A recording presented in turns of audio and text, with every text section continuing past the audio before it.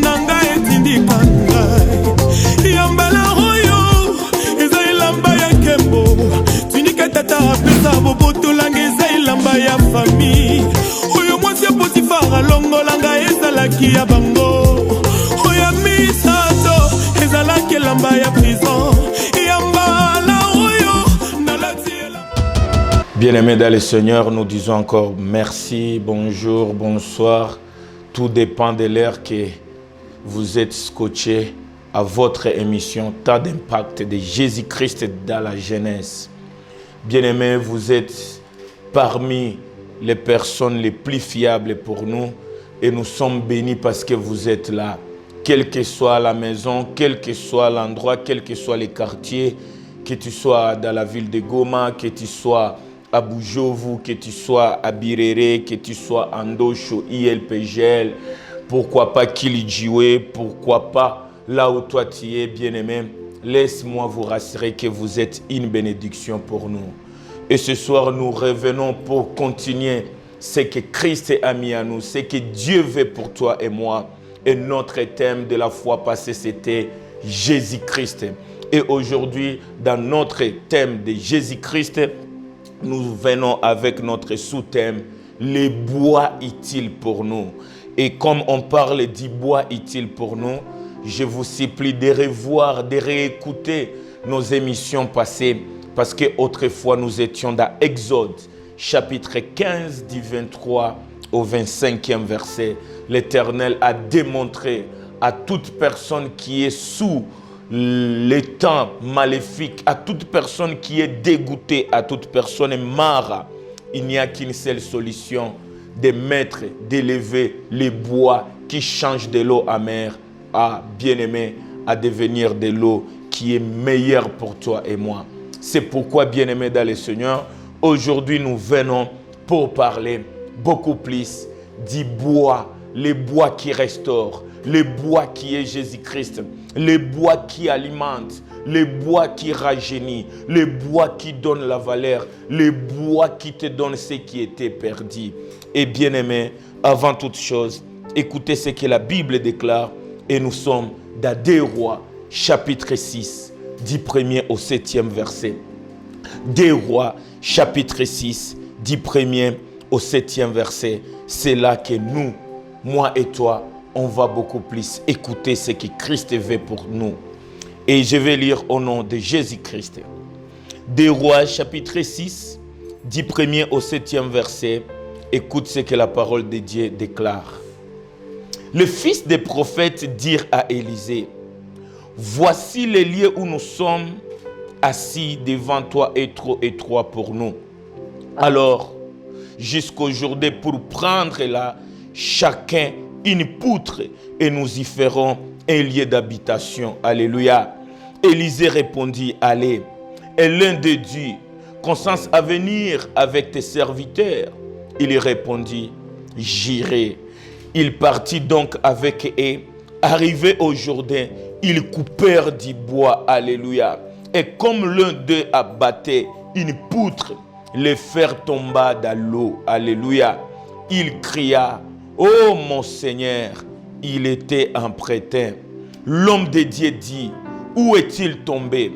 Il lui montra la place. Alors Élisée coupa un morceau de bois, il le jeta à la même place et il fit surnager le fer. Alléluia.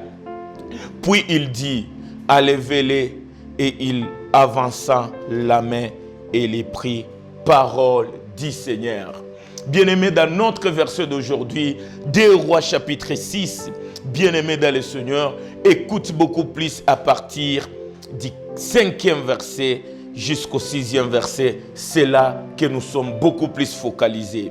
La Bible déclare, et comme l'un d'eux abattait une poutre, le fer tomba dans l'eau. Il cria, oh mon Seigneur, il était un prêteur. L'homme de Dieu dit, où est-il tombé? Et il lui montra la place. Alors Élisée coupa un morceau de bois et le jeta à la même place. Et il fit surnager le fer. Parole du Seigneur.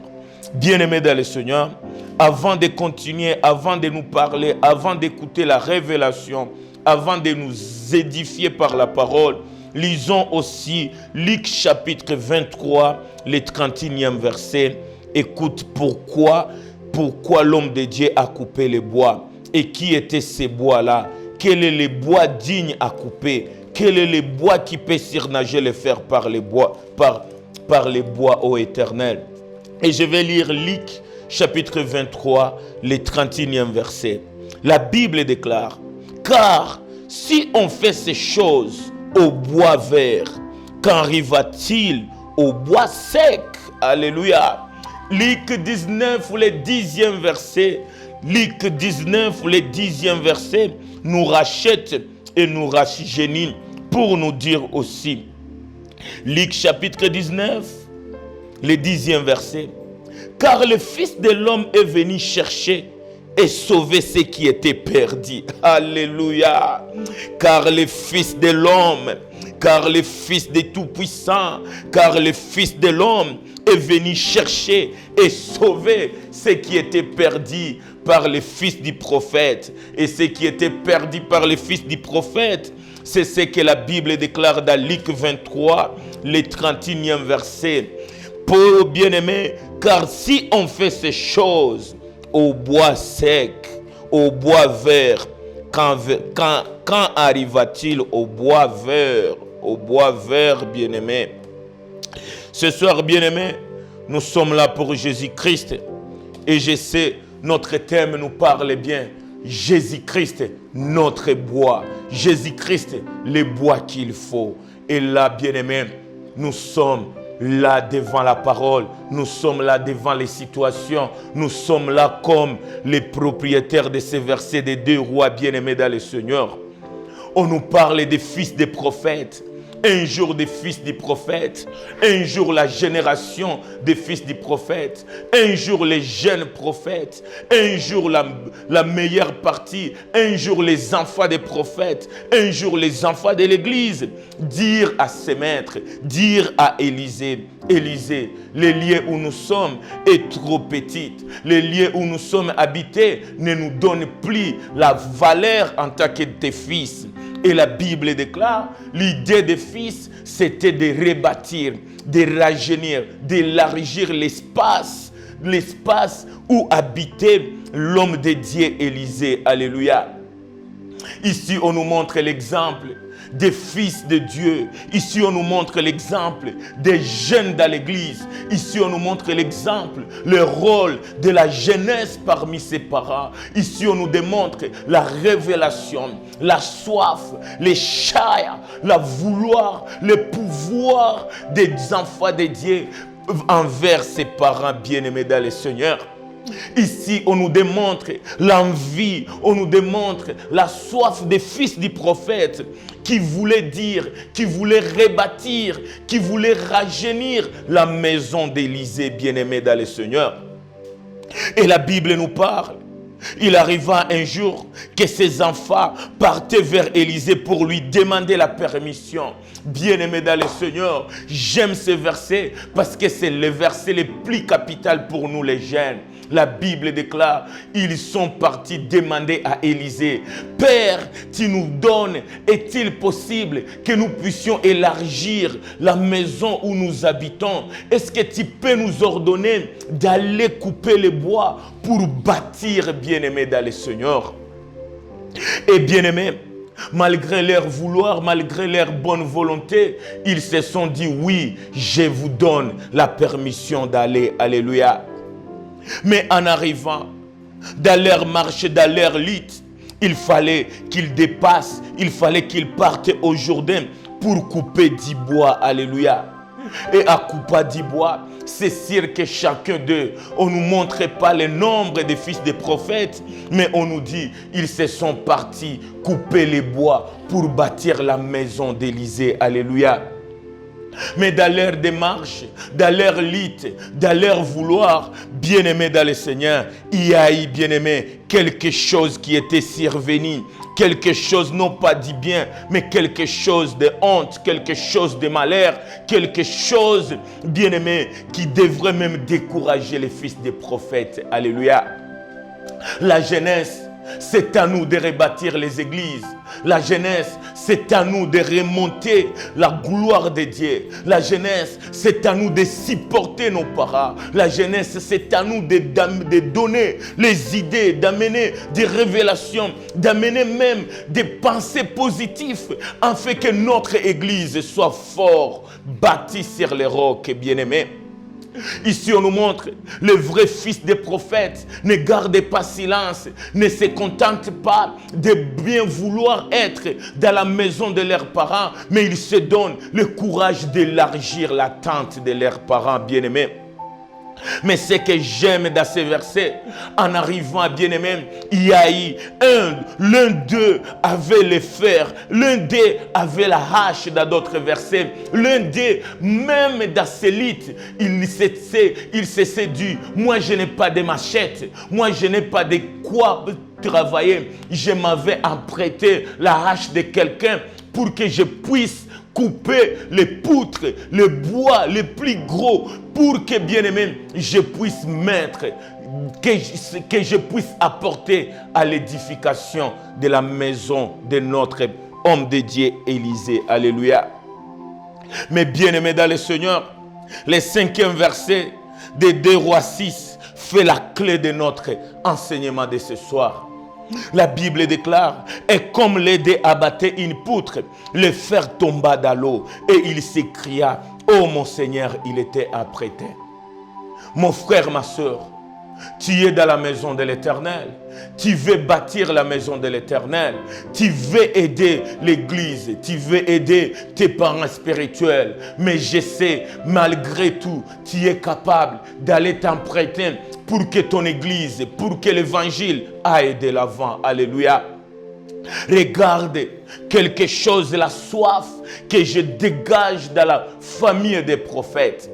Un jour dans la Bible, on me dira, il fit un homme de Dieu qui était serein, qui était fiable, qui servait Dieu avec toute vérité. Mais un jour, il était parti au-delà. Il a écopé même la mort. Et partant de sa mort, il a laissé sa femme avec des dettes. Alléluia. Et un jour d'aujourd'hui, on me montre aussi l'un des fils des prophètes, en voulant bâtir la maison de l'Éternel, il s'est donné le courage d'aller emprunter la hache de quelqu'un pour venir bâtir la maison de Dieu. Est-ce que c'est pour dire que les fils du prophète ou les serviteurs de Dieu n'avaient pas assez de moyens pour bâtir, pour s'acheter de la hache? Mais la Bible me répond, au temps de 2 Rois 6, la hache était plus chère. La hache n'était pas pour tout le monde. C'est pourquoi les enfants de Dieu, l'un d'eux s'était parti emprunter la hache d'autrui. Mais chose malheureuse, chose qu'on ne peut pas aussi acclamé, la hache tomba dans l'eau. C'est comme si la hache était perdue dans l'eau, dans les profondeurs de l'eau, l'eau des jours des bien-aimés. Alléluia. Mon frère, ma soeur, regarde en résumé ce que 2 Rois 6 nous parle. Et comme un enfant de la ville, et comme l'enfant tout près de ses parents, je vais nous parler. Oh là, je vais vous parler en tant que les enfants de l'église, les enfants de la ville bien-aimée. Mada yetu inasema Yesu Kristo muti inayofaa juu yetu. Biblia inasema ndani ya kitabu ya Wafalme wa pili, sura yake ya 6, mstari wa 1 mpaka wa 7. Utasoma ndani ya Biblia. Hii historia ni historia ya maisha yetu. Watoto wa mfalme, watoto wa nabii walipenda kujenga nyumba ya nabii. Waliambia nabii, nafasi tunaishi ni nafasi kidogo, haistahili uwezo, haistahili ukubwa wa Mungu. Acha tujenge nyumba kubwa, acha tujenge hekalu kubwa. mkubwa, na walipojenga wakasema, acheni baba uturuhusu twende tukate mti, na wakati tunaenda kata miti inabidi tujenge nyumba. Na walipoenda kata mti, ndugu yangu, ilikuwa na kijana moja tangu ndani ya jamaa ya mfalme, ndani ya jamaa ya nabii, kulikuwa mmoja alisema, nyumba haijengwe kwa miti midogo midogo, inabidi kukata mti mkubwa itayokuwa katikati, itayokuwa nguzo ya nyumba tunataka jengea baba yetu. Haleluya. Na Elize aliwaambia, nendeni watoto zangu. Na watoto wakasema, baba, hatutaenda sisi peke, tutaenda na wewe. Watoto walijua kama wakati za mbele Musa na Ibrahimu walisema, baba, hatutafanya hatua hata moja bila wewe. Na wakasema, baba, ingelikuwa heri tuende na wewe, uone kazi, utuoneshe mti gani inabidi tukate kwa kujenga nyumba. Haleluya. Kijana mwenzangu, hauko kijana purke uishi nyumbani mwa baba yako. Hauko kijana purke ujikontente na yenye iko. Uko kijana pour appeler à l'existence ce qui n'a jamais existé. La jeunesse, nous sommes forts pour rebâtir et pour élargir la maison de nos parents bien-aimés. Ijapokuwa maisha yao, ijapokuwa haja ya kujenga hekalu la baba yao, ijapokuwa haja ya kunenepesha nyumba ya baba yao Elisha, Biblia inasema walienda kata mti. Walipofika Yordani wakakuta miti, na mmoja katikati yao akasema, mie sitakata mti ya kidogo, mie sitakata matete, mie sitakata mti ya ovu, mie nitakata mti mkubwa. Haleluya. Oro mti mkubwa kuikata ilibidi shoka kwa lugha zetu. Haleluya. Alipoenda kwa ile mti mkubwa, sesirike ile mti ilikuwa pembeni ya maji, na alipoanza kata mti na shoka, Biblia inasema shoka yake ikaanguka ndani ya maji. Haleluya. Alipopenda kukata mti mkubwa, shoka yake ikaanguka mu maji, shoka ikapotea. Sesiri alipima tafutisha, Sesiri alipima naje, akakosa. Ni kama bato mingi zinazoenda ndani ya maji zinaweza zama, na zikazama hakuna mwenye anaweza nguvu ya kunyanyua bato. Haleluya. Biblia inatuambia wana wa nabii, mmoja wao, hapana wote, mmoja wao, haleluya, mmoja ya wana wa nabii alipoteza shoka, na shoka ilipoanguka ndani ya maji akasema, nitafanyaje? Bona shoka haiko yangu. Akasema, sitabakia kijana wa kuona shoka yangu inapotea, sitabakia kijana wa kuitika shoka yangu ipotee. Niko na baba aliyenishindikiza ndani ya utafiti wangu. Biblia inasema mwana wa nabii akasema, baba yangu, imeanguka, shoka yangu imezama, na nilikuwa nimeikopesha, nimekuwa nimeikodesha. Ilikuwa shoka ya deni, haikukuwa yangu, nililazima. Haleluya. Ndipo pale mimi nakuja kuambia ndugu yangu, alikuwa na moyo mzima, alikuwa na haja ya kujenga nyumba ya baba, alikuwa na haja ya kuweza endelesha jamaa yake. Alipokuwa na ile haja, shoka yenyewe alienda lomba. Biblia inasema shoka ikaanguka ndani ya maji, na akasema, sisi watoto wa watumishi wa Mungu tunajua baba yetu moja alikufa na deni, na alipokufa na deni, waliomdai walipenda wabebe watoto wake. Na mie shoka ya watu, ingawa niko mtoto wa Mungu, ingawa niko mtoto mkazi ya Mungu, ninapoteza shoka ya watu, nitafanyaje? Akalalamikia mtumishi wa Mungu Elize, shoka ya watu imeanguka ndani ya maji, na ile shoka haikukuwa yangu, nililazima. Huyu mtoto wa nabii anaonesha, baba yangu, nitafanyaje? Nitarudia mbona mimi napotezea mkazi ya Mungu? Haleluya. Ndugu yangu, baba na mama, ni kama wewe na mie. Mara ngapi ndani ya haja ya kutumikia Mungu, mara ngapi ndani ya kanisa, wengi tunaonekana tumepoteza vitu vilivyokuwa halali. Kitu kinayofaa juu ya kukata muti, ilibidi shoka, na shoka ikaanguka, akabakia na mpini. Akasema mpini ni yangu, shoka niliikodesha. Haleluya. Ndugu yangu, hii historia ni historia ya maisha yako.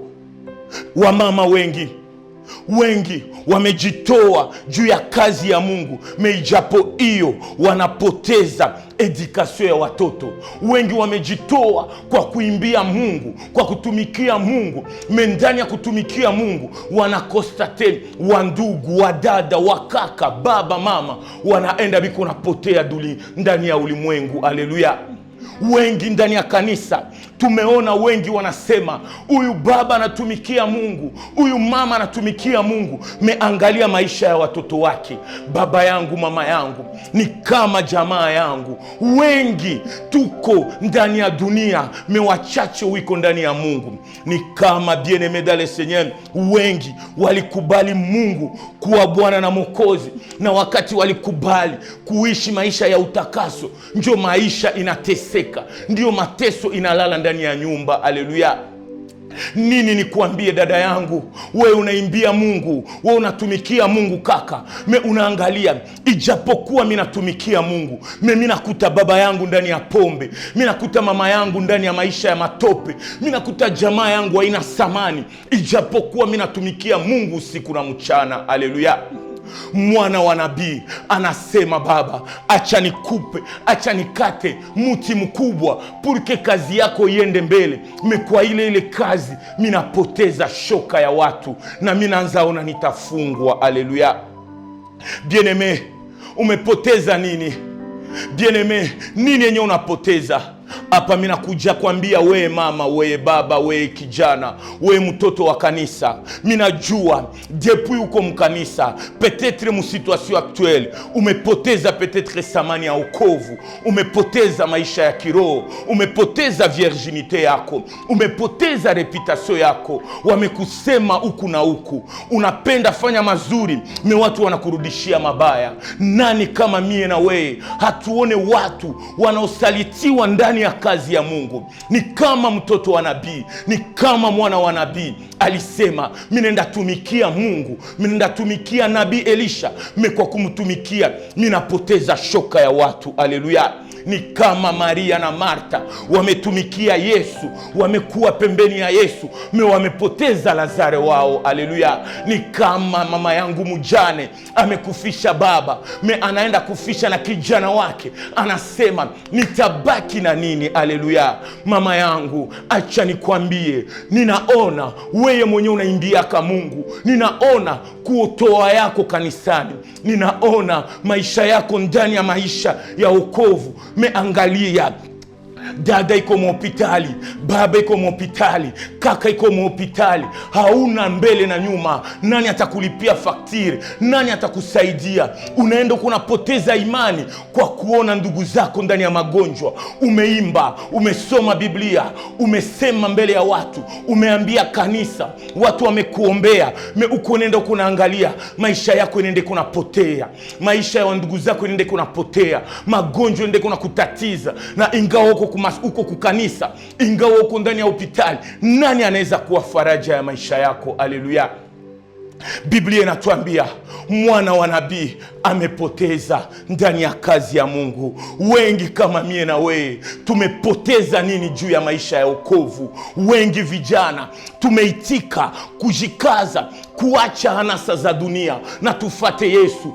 Kwa kufata Yesu tukaangalia maisha ya ndugu zetu, tukiangalia maisha yetu, tukiangalia mwae financiere yetu inende kunapotea. Hautaki uongo, hautaki uchoyo, hautaki wizi, memu masomo wenjo wanafukuzaka. Unatumikia maisha, unatumika mkanisa, unatumika ndani ya evanjili, me watoto yako njo wanarudishiwaka kila siku kumasomo. Ndugu yangu, baba yangu, acha nikwambie, kuna mtu alikuja tafuta wale waliopotea. Kuna mtu haone tu kupoteza, me anaenda kukurudishia kilichopotea. Haleluya. Biblia inasema, mwana wa nabii akasema, sitaitika kupoteza. Na we usitike kuona jamaa yako iko naangamia. Na we na mie usitike kuona ndugu zetu, vijana wenzetu biko nenda biko naangamizwa. Ingawa umeona, Biblia inasema mwana wa nabii akalalamikia mtumishi wa Mungu akasema, Baba, nimepoteza kitu kia thamani juu ya maisha yangu. Nimepoteza baba na mama, nimepoteza kaka na dada, nimepoteza uwito, nimepoteza nguvu ya maombi. Kyokyote unaopoteza, kyokyote kenye unawazia utapoteza, kyokyote kinaanza kupotezesha. Ndugu yangu, acha nikwambie, siri haiko kuambia mtumishi wa Mungu, siri haiko kuambia kaka, siri haiko kuniambia mie, mais siri ni kuambia mtu mwenye atakuletea solution. Bien-aimé dans le Seigneur, la consolation c'est de te donner ce que tu as perdu. Bien-aimé, Marie et Marthe hawakuambiaka kanisa, hawakuambiaka watumishi wa Mungu, me waliambiaka ule anayekuwa na uwezo ya kukurudishia kilichopotea. Alléluia.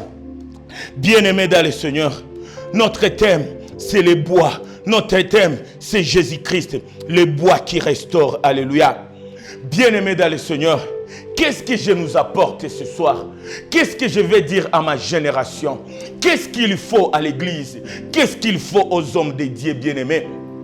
Biblia inasema, ule mtoto alipokostate kupoteza akasema, sitabakia pale niko naona kupoteza. Akalalamikia mtu ya Mungu, na mtu wa Mungu akasema, unioneshe kenye ulipoteza ulikitia wapi? Unioneshe ile shoka iliyoanguka ndani ya maji iliangukia wapi? Biblia inaenda nikumbusha ndani ya Yohane 11, ndani ya Jean 11, la Bible déclare, Yesu Kristo alipokutana na Maria na Marte, alipoona watu wakilia juu ya kufa ya Lazaro, Yesu aliwauliza neno moja, kama vile Elia aliuliza mwana wa nabii, akamuuliza, mwanangu, munioneshe wapi mumetia Lazaro. Bien-aimé dans le Seigneur, ni question enye iko peut-être compliquée mais facile à répondre. Biblia inasema mwana wa nabii akamuonesha shoka iliangukia hapa. Maria na Martha wakasema, kuja tukuoneshe Lazaro ingawa amekufa, ingawa amenuka, ameangukia hapa. Haleluya. Yesu anatuuliza, mumetia wapi kile kiliopotea? Yesu anakuja kukuuliza, dada yangu, mama yangu, kijana, jamaa, kanisa, nini umepoteza na umeipotezea wapi? Haleluya. Maombi yako ya usiku ya leo, maombi yako ya partir ya leo, usiambie Yesu mahistoire ya kenye umepoteza. Meonesha Yesu wapi unapotezea, nini imepotea. Kama ni magonjwa ya baba yako, ambia Yesu, baba yangu iko mgonjwa ndani ya hospitali tele, kaka yangu amefungwa ndani ya gereza tele. Tunapoteza furaha, tunapoteza thamani ya wokovu, tunapoteza credibility, tunapoteza puissance. Yesu anapenda kila aliyepoteza, kila anayeona kupoteza, amwarifu na amwambie, baba, nimepotezea hapa, kenye nimepoteza kimepotelea hapa. Baba, nimeanguka ndani ya uzinifu. Baba, nimeanguka ndani ya pombe. Baba, nimeanguka ndani ya wizi. Baba, nimeangusha maisha yangu. Yesu anapenda ujitambue na ujue wapi umepotezea. Haleluya. Na Biblia inasema, walipoambia mtumishi wa Mungu hakufanya priere. Haleluya. Mtumishi wa Mungu hakuanza lomba identite spirituelle ya mtoto wa nabii. Alimwambia, kuja kijana unioneshe. Na chose étonnante, Elize akakata muti. Alipokata muti, akaionesha pale, akaishusha pale kwenye shoka ilipotelea. Haleluya. Wandugu wapenzi, kweli tumepoteza, me hatutabakia kupoteza. Kweli tumekosa, me hatutabakia kukosa. Mada yetu inakuja tuonesha muti moja tu ilipoanguka kwenye shoka, ilianguka ndani ya mai. Ile muti ikageuka asmako, ikashuka, ikatafuta shoka iliyopotea ndani ya maji, ndani ya profondeur, ikairepere na ikaipandisha. Haleluya. Dada yangu, mama yangu, nini umepoteza? Sikia kupoteza yako. Sina haja ya kukupigia mikono wala ya kukufariji wala ya kukuhimiza paske umepoteza. Niko na mission, niko na shabaha moja tu. Wakati unapoteza, wakati umepoteza, haiko mie njo ndakurudishia kiliopotea, haiko Elize njo atakurudishia shoka iliyopotea, haiko kanisa njo itakurudishia furaha ya maisha, haiko franga zako njo zitakurudishia uwezo ndani ya jamaa, haiko mwanadamu njo anaweza kupatia solution. Enye mimi naweza kuambia dada yangu, enye mimi naweza kuarifu kaka yangu, ulipopoteza, kanisa kama vile Elize inakuja tu kukupatia muti, na ile muti Biblia inasema ile muti ilishuka ikaenda tafuta kiliopotea. Ndani ya kitabu ya Luka Biblia inasema ile muti haiko kanisa, ile muti haiko Toussaint, ile muti ni mtu moja aliyekuya na mission ya kutokelea. Ndani ya Luka 19 mstari wa 10 Biblia inasema, nilikuja mie mwana wa Mungu, mie Yesu Kristo, nilikuja tafuta kondoo zilizopotea. Anasema mie mwana wa Mungu nilikuja tafuta na kuokoa na kutafuta kiliopotea. Haleluya. Elize akasema, mie siko nabii wa wokovu, mie siko pastero wa kukuokoa, mie siko kanisa inayokuokoa, mie niko mtumishi anayeonesha baba yake. Haleluya. Mie niko kama Yesu, sije kwa jina langu, sikuje kwa jina ya jamaa, sikuje kwa jina ya Eli, sikuje kwa jina yangu mie Elize. Mimi nakuonesha muti, ile muti ndio iko capable kushuka ndani ya maji, maji na joza ndani ya mamba, maji yenye na yala ndani samaki, maji yenye na jaa ndani vitu mingi. Ile maji wewe hautaweza na mie pastere sitaweza. Kuna mtu anaye uwezo ya kukurudishia kiliopotea, na ule mtu ni Luka 19 mstari wa 10. Haleluya. Dada yangu, mama yangu, kanisa tumepoteza nini? Watu nini wametupotezeshea? Kitu gani umepoteza?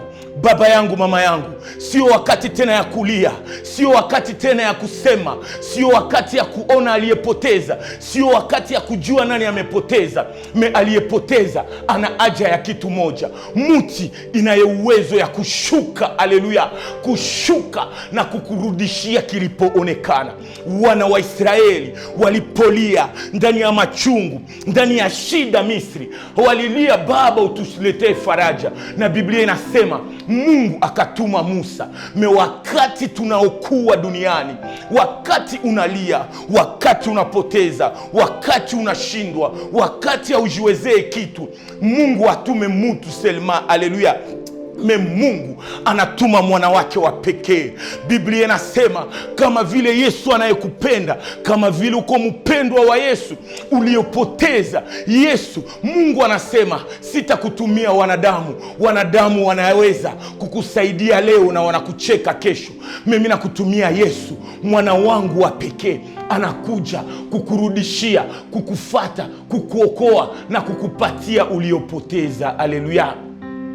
Dada yangu, combien nous sommes découragés, combien tuko découragés par les ainsi dire des gens, par les lamentations, par les critiques, par les délaissements, par les rejets, bien-aimés.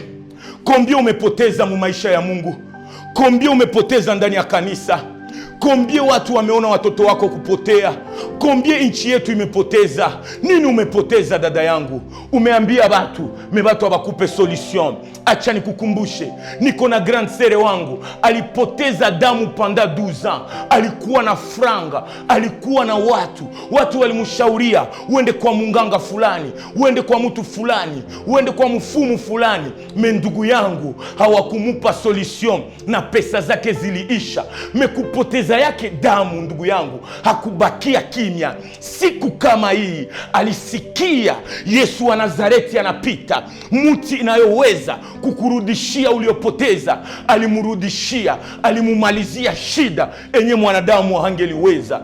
Ndipo pale Elisee akasema, mie sina uwezo ya kukurudishia, kanisa haina uwezo ya kukupatia kenye uko natafuta, me uwezo moya ya kanisa ni kukuonesha mti anayeweza kushuka kwenye wewe hautaweza, mti inayowezo ya kukurudishia kenye wamekuiba. Biblia inasema kushuka ya mti ndani ya maji ilirudisha shoka iliyopotea, shoka ya deni. Na ile shoka ilipopanda, shoka yenye ilizama ndani ya maji ikapanda. Haleluya! Ni kama jamaa yetu, ni kama kanisa yetu Baba, tumepoteza vijana, tumepoteza wandugu, tumepoteza ukovu, tumepoteza wahubiri, tumepoteza waabudu halisi watakaoabudu Baba kwa kweli na kwa uwezo. Kweli tumewapoteza, mais hatutabakia kupoteza. On peut constater qu'on a perdu, mais la constatation des pertes, bien aimé, nous révèle celui qui restaure. Alléluia. Jésus-Christ, il est le restaurateur des âmes perdues. Jésus-Christ, il restaure les âmes, bien-aimés. Mon frère, ma soeur, je sais, tu as beaucoup perdu. Je sais peut-être que c'est toi qui es perdu. Mais une chose que je veux pour toi et moi, c'est de chercher la personne qui restaure. Et ce n'est ni par ton argent, c'est Jésus-Christ. Et ce soir, bien-aimé, nous voulons clôturer pour te dire, la bonne nouvelle pour toi et moi, c'est Jésus-Christ. C'est montrer ta situation à Jésus. Si tu élèves Jésus-Christ au-dessus de tes problèmes, si tu prends ce bois qui se dit dans Luc 23, je suis ce bois vert, mie ni muti mubichi, mina kuja kukurudishia kenye wewe umekosa. Mie niko muti enye niko na uwezo ya kushuka ndani ya giza na kuweza leta mwanga. Soma Waefeso, haleluya. Waefeso inasema Yesu alishuka kutafuta watu waliofungwa. Kaka yangu uko mu prison, mama yangu uko mu hospitali, kijana uko ndani ya questionnement, peut-être umepoteza kenye wewe peke unajua, una haya hata ya kukiambia watu. Me acha nikwambie, kuna Yesu Kristo anayeondoa haya. Kuna Yesu Kristo anaye uwezo wa kuturudishia, haleluya, kenye tumepoteza, bien-aimé. Et ce soir, moi votre enfant, j'ai beaucoup perdu. J'ai perdu beaucoup. J'étais perdu dans la nature. Et bien-aimé dans le Seigneur, j'ai eu celle que moi j'appelle les Élisée de ma famille. Alléluia. Bien-aimé dans le Seigneur, qu'est-ce que je nous appelle à écouter ce soir? Qu'est-ce qu'il te faut, toi qui as perdu?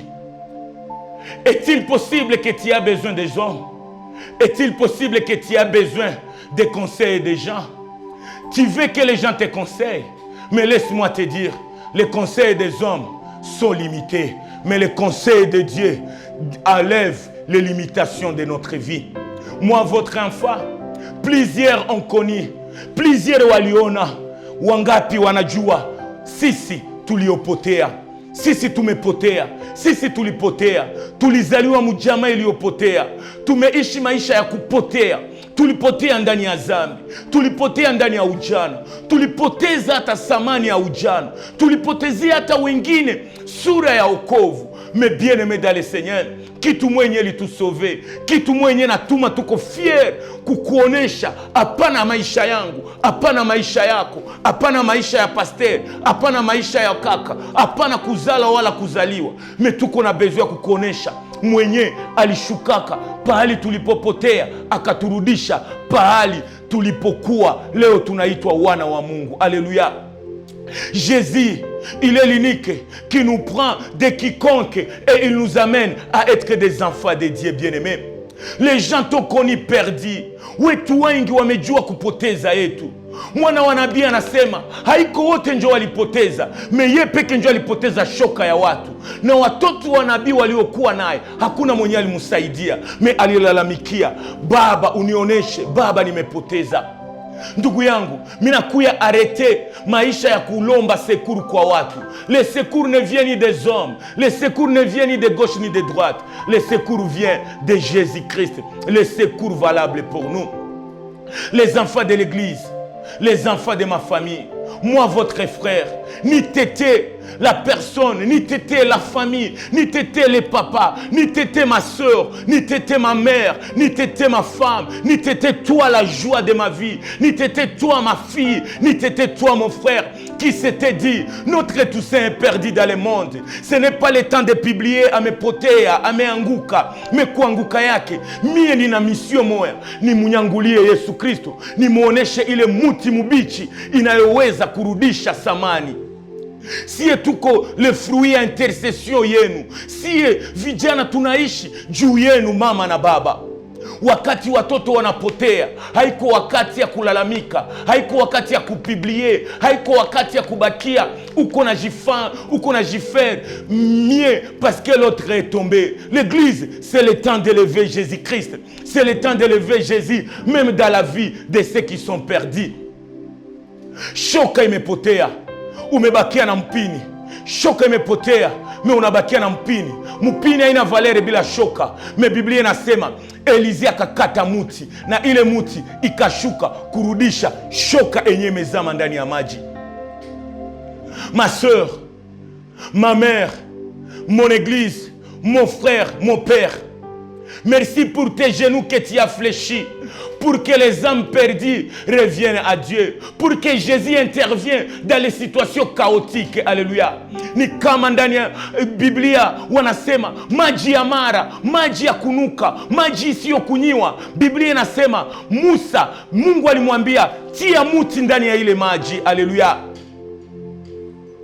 Ndani ya bustani wa Edeni walisema kuleni matunda yote, meange muangalie matunda nyeko kumuti ya katikati.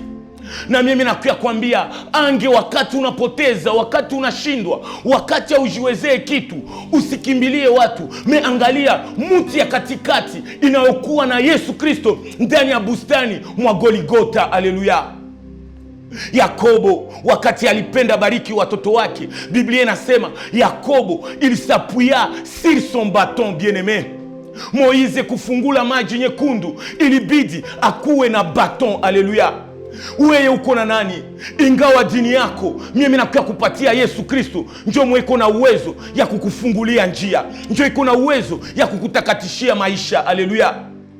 Leo unaniona ninahubiri, leo unaona mimi nakwambia mimi sikuye kuhubiri, mimi nakuja kukuonesha nani anaweza kuchanger histoire bien-aimé. Sina besoin ya kukwambia historia yangu ya jana, sina besoin ya kupiga miakelele wala kupiblia zambi zangu za jana. Mimi nasema shukurani kwa Mungu kwa wewe mwenyewe unapiga magoti kwa kuniombea.